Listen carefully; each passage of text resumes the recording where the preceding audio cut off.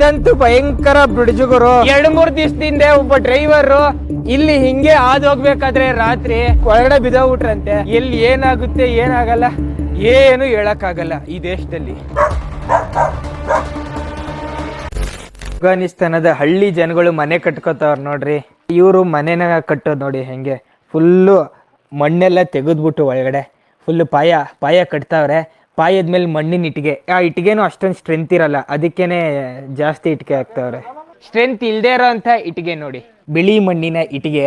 ಇವರ ಮಣ್ಣಲ್ಲಿ ಸ್ಟ್ರೆಂತೇ ಇಲ್ಲ ನೋಡಿ, ಈಸಿಯಾಗಿ ಮುರಿದೋಗ್ಬಿಡುತ್ತೆ ಇಟ್ಟಿಗೆ. ಆದರೆ ಅವ್ರಿಗೆ ಬೇರೆ ದಾರಿ ಇಲ್ಲ, ಇದೇ ಮಣ್ಣಲ್ಲೇ ಇಟ್ಟಿಗೆ ಮಾಡ್ಕೊಬೇಕು. ಇದನ್ನ ಬೇಯಿಸದೇ ಇರೋ ಅಂಥ ಇಟ್ಟಿಗೆ ಇದು. ಉದೂಕ್ಕೆ ರೈಲ್ವೆ ಟ್ರ್ಯಾಕ್ ಥರ ಜೋಡಿಸ್ಕೊಂಡು ಹೋಯ್ತವ್ರು ಇಟ್ಟಿಗೆನ. ಒಬ್ರೊಬ್ರು ಒಂದೊಂದು ಸ್ಟೈಲಲ್ಲಿ ಮನೆ ಕಟ್ತಾರೆ. ಇವರ ಸ್ಟೈಲು ಇದು. ನಾವಿರೋ ಅಂಥ 106 ಎಕರೆ ಸುತ್ತ ಫುಲ್ಲು ಬಂದಮೀರ್ ನ್ಯಾಷನಲ್ ಪಾರ್ಕ್ಗೆ ಸೇರಿರೋ ಅಂಥ ಜಾಗ. ಈ ಜಾಗದಲ್ಲಿ 7 ಲೇಕ್ಗಳಿವೆ. ಆ ಲೇಕಿಂದ ಬರ್ತಾ ಇರೋವಂಥ ನೀರಿದು. ಆಹಾ, ತಣ್ಣಗಿರೋ ನೀರು ಎಗರ್ತಾ ಇದೆ ಹಂಗೆ.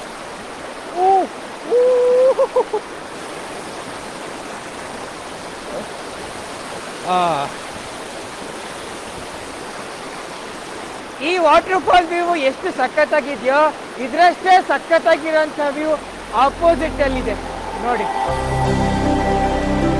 ಎಲ್ಲ ಕಡೆನೂ ಸುಂದರವಾದಂತಹ ಡೆಸರ್ಟೆಡ್ ವ್ಯೂ. ದೇವರು ನೋಡ್ರಿ, ಅಫ್ಘಾನಿಸ್ತಾನದ ಸ್ವರ್ಗ.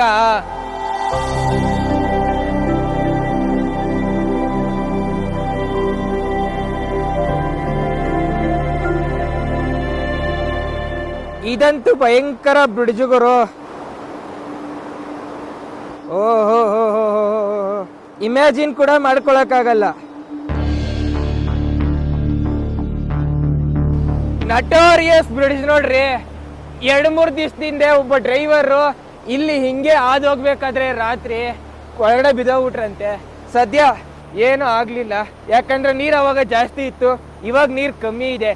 ಇವಾಗ ಯಾರಾದ್ರೂ ಬಿದ್ರೆ ಏನಾಗುತ್ತೆ ನೀವು ಇಮ್ಯಾಜಿನ್ ಮಾಡ್ಕೊಳ್ಳಿ.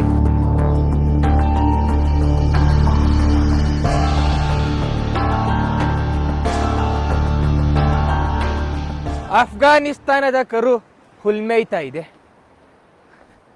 ಕರೆಂಟ್ ಇಲ್ವಾ ವೈರಲ್ಲಿ?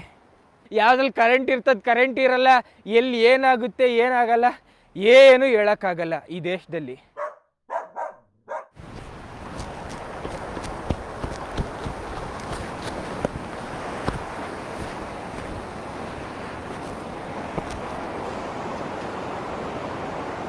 ನೋಡಿ, ಅಫ್ಘಾನಿಸ್ತಾನದ ಕರು.